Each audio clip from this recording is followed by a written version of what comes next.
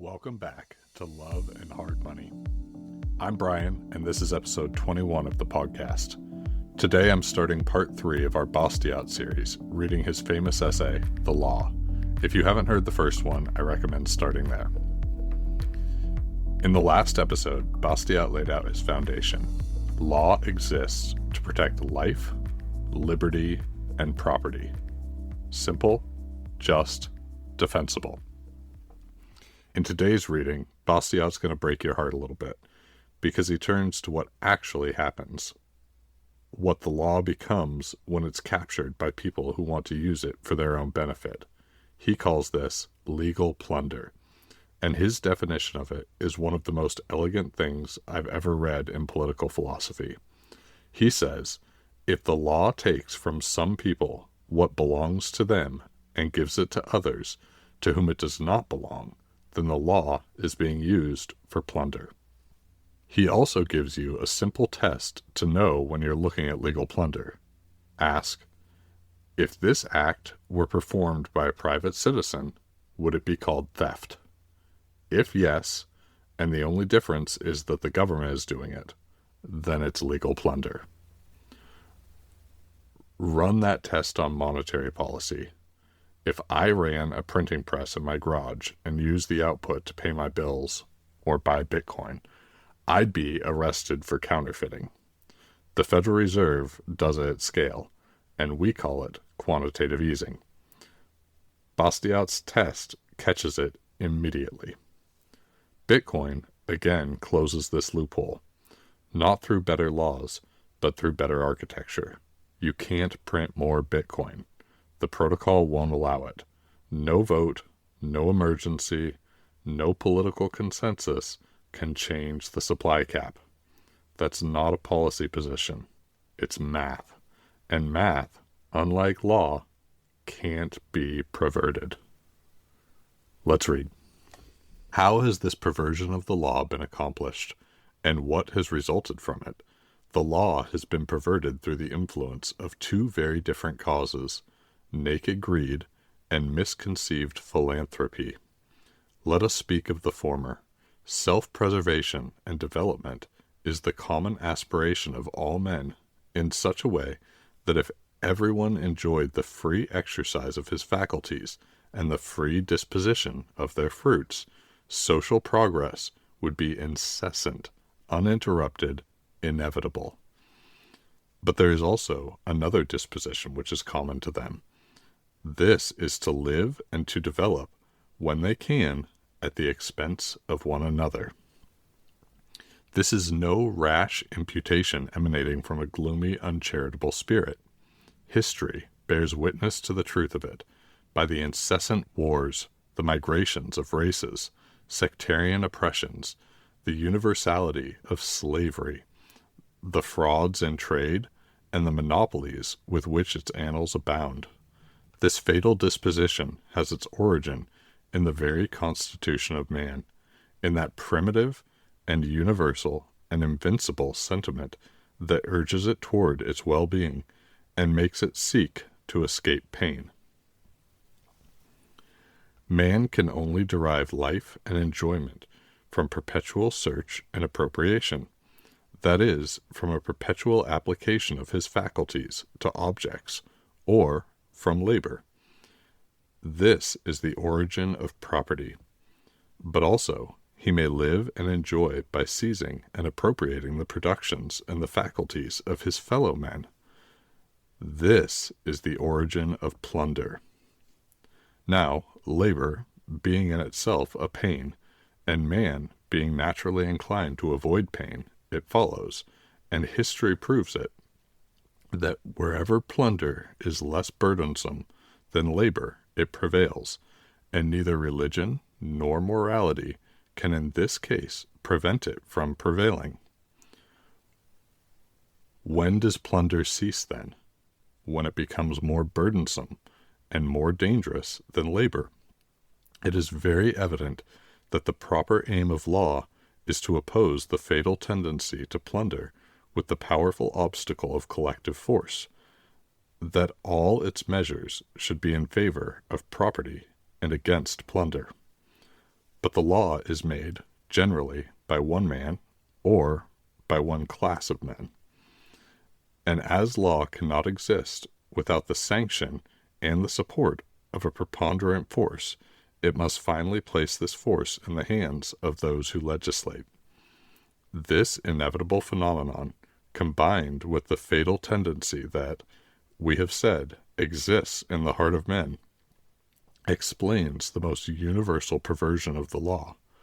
It is easy to conceive that instead of being a check upon justice, it becomes its most invincible instrument.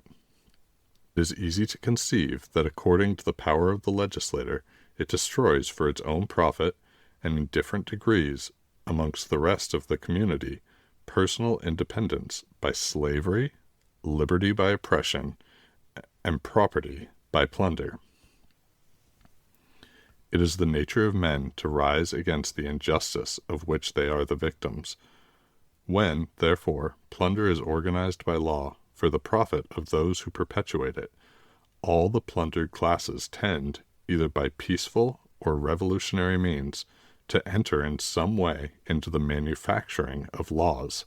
These classes, according to the degree of enlightenment at which they have arrived, may propose to themselves two very different ends. When they thus attempt the attainment of their political rights, either they may wish to put an end to lawful plunder, or they may desire to take part in it. Woe to the nation where the latter thought prevails amongst the masses at the moment when they, in their turn, seize upon the legislative power. Up to that time, lawful plunder has been exercised by the few upon the many, as is the case in countries where the right of legislating is confined to a few hands. But now it has become universal, and the equilibrium is sought in universal plunder. The injustice that society contains, instead of being rooted out of it, is generalized. As soon as the injured classes have recovered their political rights, their first thought is not to abolish plunder. This would suppose them to possess enlightenment, which they cannot have, but to organize against the other classes, and, to their own detriment, a system of reprisals, as if it was necessary, before the reign of justice arrives, that all should undergo cruel retribution, some for their iniquity, and some for their ignorance. It would be impossible, therefore, to introduce into society a greater change and a greater evil than this, the conversion of the law into an instrument of plunder. What would be the consequences of such a perversion? It would require volumes to describe them all. We must content ourselves with pointing out the most striking. In the first place, it would efface from everybody's conscience the distinction between justice and injustice. No society can exist unless the laws are respected to a certain degree, but the safest way to make them respected is to make them respectable. When law and morality are in contradiction to each other, the citizen finds himself in the cruel alternative of either losing his moral sense or of losing his respect for the law, two evils of equal magnitude, between which it would be difficult to choose. It is so much in the nature of law to support justice, that in the minds of the masses they are one and the same. There is in all of us a strong disposition to regard what is lawful as legitimate, so much so that many falsely derive all justice from law. It is sufficient, then, for the law to order and sanction plunder, that it may appear to many consciences just and sacred. Slavery, protection, and monopoly find defenders, not only in those who profit by them, but in those who suffer by them. If you suggest a doubt as to the morality of these institutions, it is said directly, you are a dangerous experimenter, a utopian, a theorist, a despiser of laws. You would shake the basis upon which society rests. If you lecture upon morality or political economy, official bodies will be found to make this request to the government.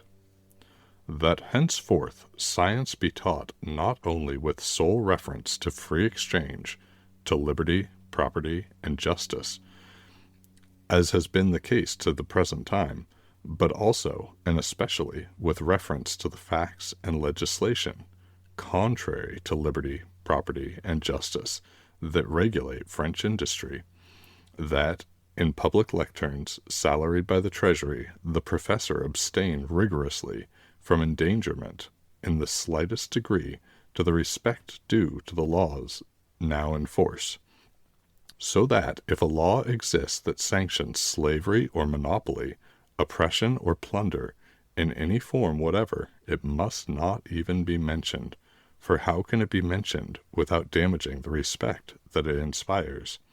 Still further, morality and political economy must be taught in connection with this law, that is, under the supposition that it must be just only because it is law. Another effect of this deplorable perversion of the law is that it gives to human passions and to political struggles, and, in general, to politics, properly so called, an exaggerated importance.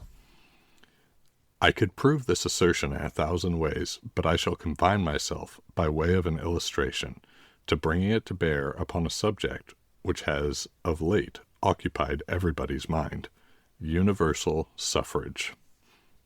Whatever may be thought of it by the adepts of the school of Rousseau, which professes to be very far advanced, but which I consider 20 centuries behind, universal suffrage, taking the word in its strictest sense, is not one of those sacred dogmas with respect to which examination and doubt are crimes.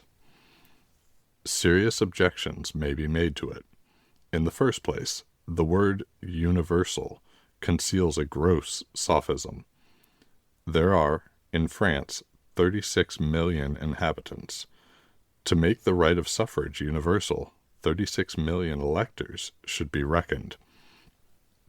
The most extended system reckons only 9 million. 3 persons out of 4, then, are excluded. And more than this, they are excluded by the 4th. Upon what principle is this exclusion founded?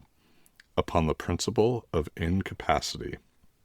Universal suffrage, then, means universal suffrage of those who are capable. In point of fact, who are the capable? Are age, sex, and judicial condemnations the only conditions which incapacity is attached to? On taking a nearer view of the subject, we may soon perceive the reason why the right of suffrage depends upon the presumption of incapacity, the most extended system differing from the most restricted in the conditions on which the incapacity depends, and which constitutes not a difference in principle, but in degree. The motive is that the elector does not stipulate for himself, but for everybody. If, as the republicans of the Greek and Roman tone pretend, the right of suffrage had fallen to the lot of everyone at his birth, it would be an injustice to adults to prevent women and children from voting. Why are they prevented? Because they are presumed to be incapable. And why is incapacity a reason for exclusion? Because the elector does not reap alone the responsibility of his vote, because every vote engages and affects the community at large, because the community has a right to demand some assurances as regards the acts upon which its well-being and its existence depend. I know what might be said in answer to this. I know what might be objected, but this is not the place to settle a controversy of this kind. What I wish to observe in this is that this same controversy, in common with the greater part of political questions, that agitates, excites, and unsettles nations, would lose almost all its importance if the law had always been what it ought to be. In fact, if law were confined to causing all persons, all liberties, and all properties to be respected, if it were merely the organization of individual right and individual defense, if it were the obstacle, the check, the chastisement, opposed to all oppression, to all plunder, Is it likely that we should dispute much as citizens on the subject of the greater or lesser universality of suffrage? Is it likely that we would compromise that greatest of advantages, the public peace? Is it likely that the excluded classes would not quietly wait for their turn? Is it likely that the enfranchised classes would be very jealous of their privilege? And is it not clear that the interest of all being one and the same, some would act without much inconvenience to the others? But if the fatal principle should come to be introduced, that under pretense of organization, regulation, protection, or encouragement, the law may take from one party in order to give to another, help itself to the wealth acquired by all classes, that it may increase that of one class, whether that of the agriculturalists, the manufacturers, the ship owners, or artists and comedians, then certainly, in this case, there is no class which may not try, and with reason, to place its hand upon the law, that would not demand with fury its right of election and eligibility, and that would overturn society rather than not obtain it. Even beggars and vagabonds would prove to you that they have an incontestable title to it. They will say, "We never buy wine, tobacco, or salt without paying the tax, and a part of this tax is given in law by perquisite, and gratitudes to men who are richer than we are. Others make use of the law to create an artificial rise in the price of bread, meat, iron, or cloth. Since everybody traffics in law for his own profit, we should like to do the same. We should like to make it produce the right to assistance, which is the poor man's plunder. To effect this, we ought to be electors and legislators, that we may organize on a large scale alms for our own class, as you have organized on a large scale protection for yours. Don't tell us that you will take our cause upon yourselves, and throw to us 600,000 francs to keep us quiet, like giving us a bone to pick. We have other claims, and at any rate, we wish to stipulate for ourselves as other classes have stipulated for themselves." How is this argument to be answered? Yes, as long as it is to be admitted that the law may be diverted from its true mission, that it may violate property instead of securing it. Everybody will be wanting to manufacture law, either to defend himself against plunder, or to organize it for his own profit. The political question will always be prejudicial, predominant, and absorbing. In a word, there will be fighting around the door of the legislative palace. The struggle will be no less furious within it. To be convinced of this, it is hardly necessary to look at what passes in the chambers of France and England. It is enough to know how the question stands. Is there any need to prove that this odious perversion of the law is a perpetual source of hatred and discord, that it even tends to social disorganization? Look at the United States. There is no country in the world where the law is kept more within its proper domain, which is to secure to everyone his liberty and his property. Therefore, there is no country in the world where social order appears to rest more upon a solid basis. Nevertheless, even in the United States, there are two questions, and only two, that from the beginning have endangered political order. And what are these two questions? That of slavery and that of tariffs. That is, precisely, the only two questions in which, contrary to the general spirit of this republic, law has taken the character of plunderer. Slavery is a violation, sanctioned by law, of the rights of the person. Protection is the violation perpetrated by the law upon the rights of property. And certainly it is very remarkable that in the midst of so many other debates, this double legal scourge, this sorrowful inheritance of the old world, should be the only one which can, and perhaps will, cause the rupture of the Union. Indeed, a more astounding fact in the heart of society cannot be conceived than this, that law should have become an instrument of injustice. And if this fact occasions consequences so formidable in the United States, where there is but one exception, what must it be with us in Europe, where it is a principle, a system? Mr. Montalembert, adopting the thought of the famous proclamation of Mr. Carlyle, said, "We must make war against socialism." And by socialism, according to the definition of Mr. Charles Dupin, he meant plunder. But what plunder did he mean? For there are two sorts, extra-legal and legal plunder. As to extra-legal plunder, such as theft or swindling, which is defined, foreseen, and punished by the Penal Code, I do not think it can be adorned by the name of socialism. It is not this that systematically threatens the foundations of society. Besides, the war against this kind of plunder has not waited for the signal of Mr. Montalembert or Mr. Carlyle. It has gone on since the beginning of the world. France was carrying it on long before the Revolution of February, long before the appearance of socialism, with all the ceremonies of magistracy, police, gendarmerie, prisons, dungeons, and scaffolds. It is the law itself that has conducted this war, and it is to be wished, in my opinion, that the law should always maintain this attitude with respect to plunder.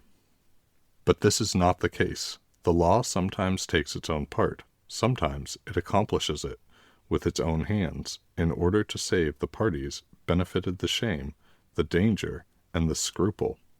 Sometimes it places all this ceremony of magistracy, police, gendarmerie, and prisons at the service of the plunderer, and treats the plundered party, when he defends himself, as a criminal. In a word, there is legal plunder, and it is no doubt this that was meant by Mr. Montalembert. The plunder may be only an exceptional blemish in the legislation of a people, and in this case the best thing that can be done is, without so many speeches and lamentations, to do away with it as soon as possible, notwithstanding the clamors of interested parties. But how is it to be distinguished? Very easily. See whether the law takes from some persons that which belongs to them, to give to others what does not belong to them.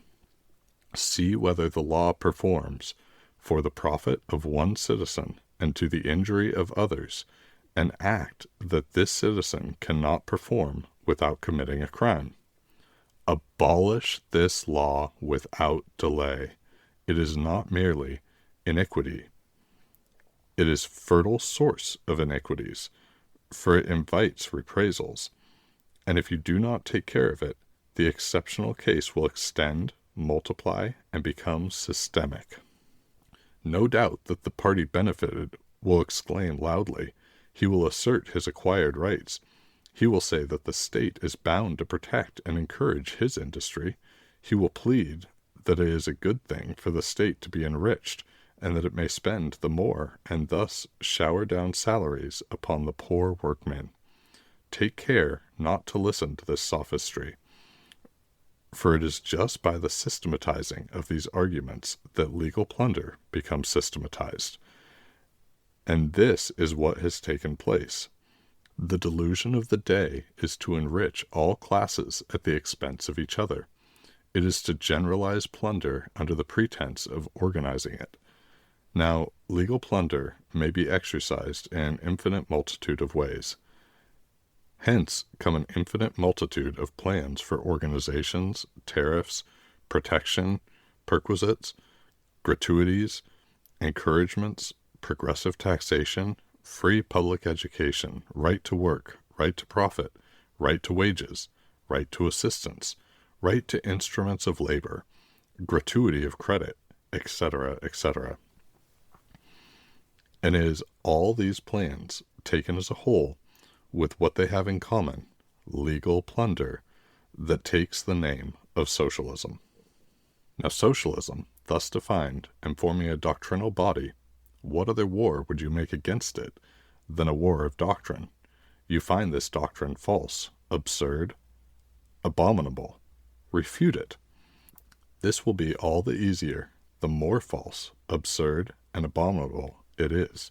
Above all, if you wish to be strong, begin by rooting out of your legislation every particle of socialism which may have crept into it. And this will be no light work. Mr. Montalembert has been reproached with wishing to turn brute force against socialism. He ought to be exonerated from this reproach, for he has plainly said, the war that we must make against socialism must be one that is compatible with the law, honor, and justice. But how is it that Mr. Montalembert does not see that he is placing himself in a vicious circle? You would oppose the law to socialism. But it is the law that socialism invokes. It aspires to legal, not extra-legal plunder. It is the law itself, like monopolies of all kinds, that it wants to make an instrument. And when once it has the law on its side, how will you be able to turn the law against it? How will you place it under the power of your tribunals, your gendarmeries, and your prisons? What will you do then? You wish to prevent it from taking any part in the making of laws. You would keep it outside the legislative palace. In this, you will not succeed, I venture to prophesy, so long as legal plunder is the basis of the legislation within. It is absolutely necessary that this question of legal plunder should be determined, and there are only 3 solutions of it. 1. When the few plunder the many. 2. When everybody plunders everybody else. And 3. When nobody plunders anybody. Partial plunder, universal plunder, absence of plunder. Amongst these, we have to make our choice. Okay, let's wrap up there for this week. I want to circle back on his point of universal suffrage because he lost me there in this essay, and I had to do a little more research to understand what he was saying. His language feels slippery because he's arguing on 2 different tracks simultaneously. Defending suffrage, which is essentially the right of every person to a vote, a hot-button issue in France at the time that he wrote this, while also saying suffrage alone solves nothing without legal restraint. He's not really writing about voting rights as a primary topic. He's using the suffrage debate as an entry point to his central thesis about the proper and improper functions of the law. So his position was, universal suffrage is good as a matter of justice. The fear of mob plunder is a legitimate concern, but misdirected. And the real fix is limiting the scope of the law, not the franchise.